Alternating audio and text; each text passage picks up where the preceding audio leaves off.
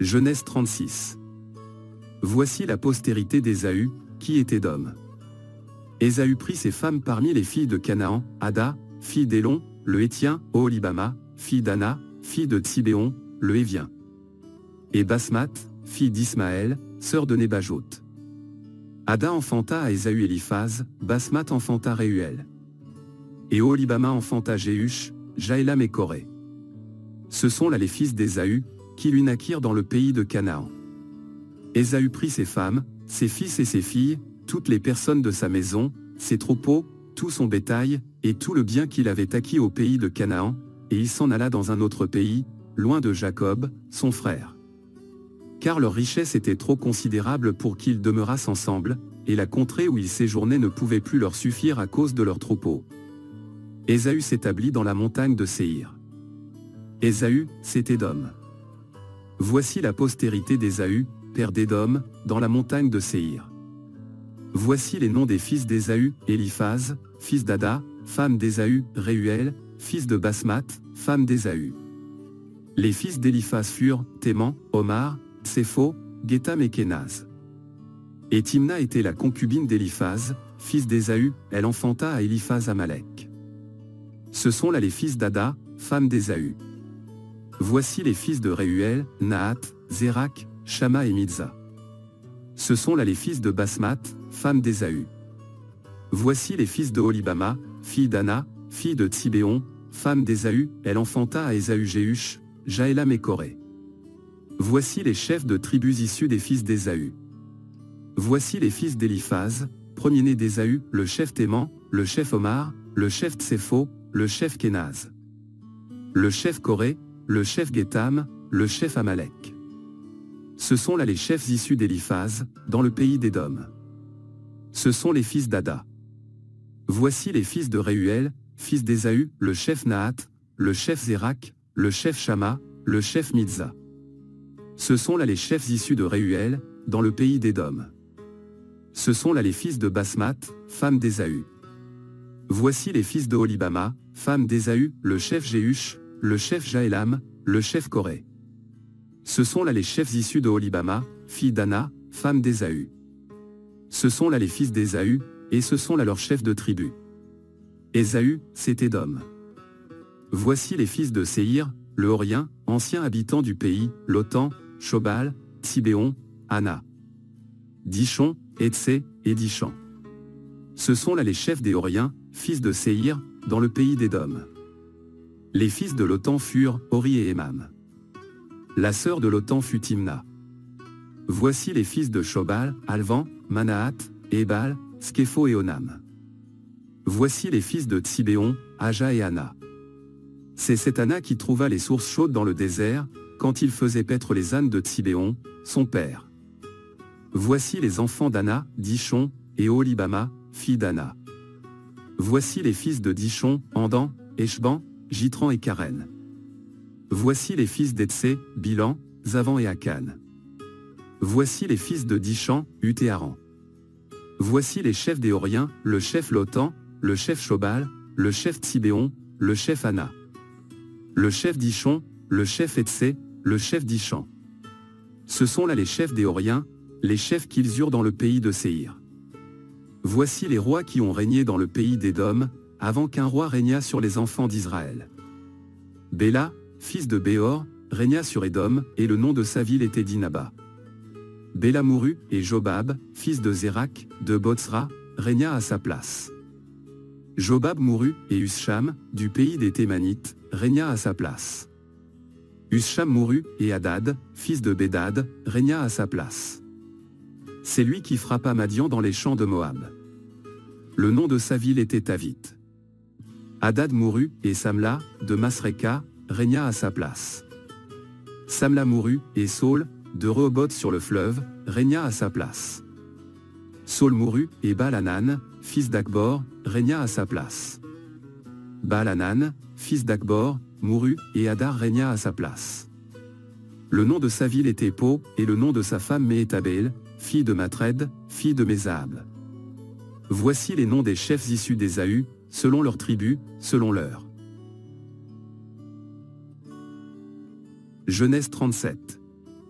Jacob demeura dans le pays de Canaan, où avait séjourné son père. Voici la postérité de Jacob. Joseph, âgé de 17 ans, faisait paître le troupeau avec ses frères. Cet enfant était auprès des fils de Bila et des fils de Zilpa, femme de son père. Et Joseph rapportait à leur père leurs mauvais propos. Israël aimait Joseph plus que tous ses autres fils, parce qu'il l'avait eu dans sa vieillesse, et il lui fit une tunique de plusieurs couleurs. Ses frères virent que leur père l'aimait plus que tous, et ils le prirent en haine. Ils ne pouvaient lui parler avec amitié. Joseph eut un songe, et il le raconta à ses frères, qui le haïrent encore davantage. Il leur dit, « Écoutez donc ce songe que j'ai eu. Nous étions alliés des gerbes au milieu des champs, et voici, ma gerbe se leva et se tint debout, et vos gerbes l'entourèrent et se prosternèrent devant elle. » Ses frères lui dirent, « Est-ce que tu régneras sur nous? Est-ce que tu nous gouverneras? » Et ils le haïrent encore davantage, à cause de ses songes et à cause de ses paroles.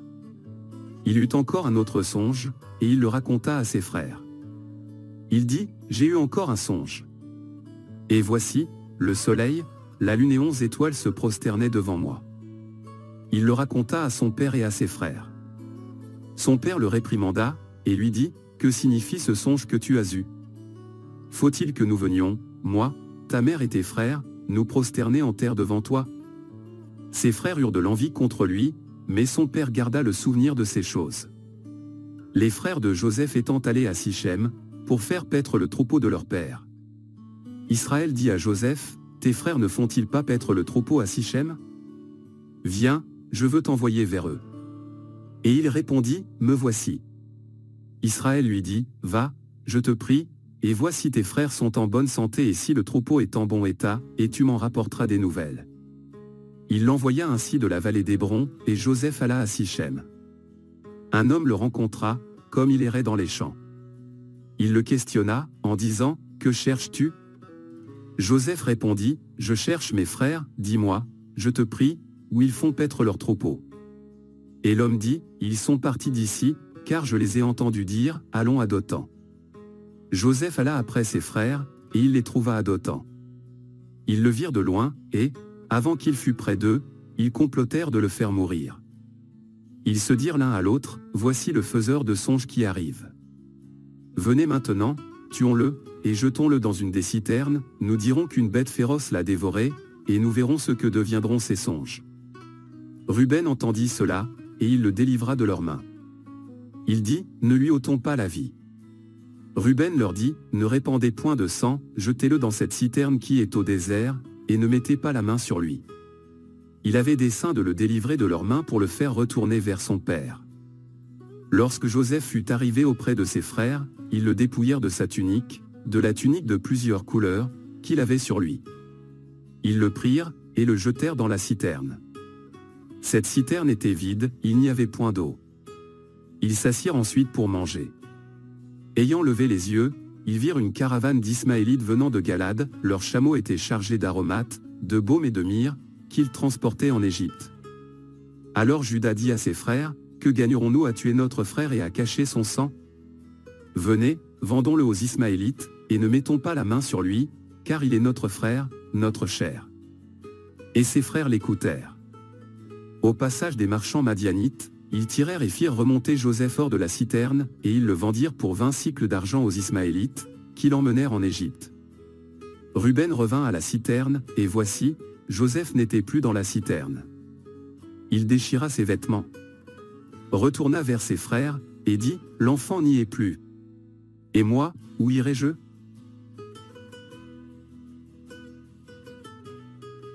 Envoyèrent à leur père la tunique de plusieurs couleurs, en lui faisant dire, « Voici ce que nous avons trouvé. Reconnais si c'est la tunique de ton fils, ou non. » Jacob la reconnut, et dit, « C'est la tunique de mon fils. Une bête féroce l'a dévoré. » Joseph a été mis en pièces. Et il déchira ses vêtements, il mit un sac sur ses reins, et il porta longtemps le deuil de son fils. Tous ses fils et toutes ses filles vinrent pour le consoler, mais il ne voulut recevoir aucune consolation. Il disait, « C'est en pleurant que je descendrai vers mon fils au séjour des morts. » Et il pleurait son fils. Les Madianites le vendirent en Égypte à Potiphar, officier de Pharaon, chef des gardes. Genèse 38. En ce temps-là, Juda s'éloigna de ses frères, et se retira vers un homme d'Adulam, nommé Hira. Là, Juda vit la fille d'un Cananéen, nommé Shua, il la prit pour femme, et alla vers elle. Elle devint enceinte, et enfanta un fils, qu'elle appela Er. Elle devint encore enceinte, et enfanta un fils, qu'elle appela Onan. Elle enfanta de nouveau un fils, qu'elle appela Shéla. Juda était Aksib quand elle l'enfanta. Juda prit pour Er, son premier-né, une femme nommée Tamar. Er, premier-né de Juda, était méchant aux yeux de l'Éternel, et l'Éternel le fit mourir. Alors Juda dit à Onan, va vers la femme de ton frère, prends-la, comme beau-frère, et suscite une postérité à ton frère. Onan, sachant que cette postérité ne serait pas à lui, se souillait à terre lorsqu'il allait vers la femme de son frère, afin de ne pas donner de postérité à son frère. Ce qu'il faisait déplut à l'Éternel, qui le fit aussi mourir. Alors Juda dit à Tamar, sa belle-fille, demeure veuve dans la maison de ton père, jusqu'à ce que Shéla, mon fils, soit grand. Il parlait ainsi dans la crainte que Shéla ne mourût comme ses frères. Tamar s'en alla, et elle habita dans la maison de son père. Les jours s'écoulèrent, et la fille de Shua, femme de Juda, mourut. Lorsque Juda fut consolé, il monta à Timna, vers ceux qui tondaient ses brebis, lui et son ami Hira, l'Adulamite.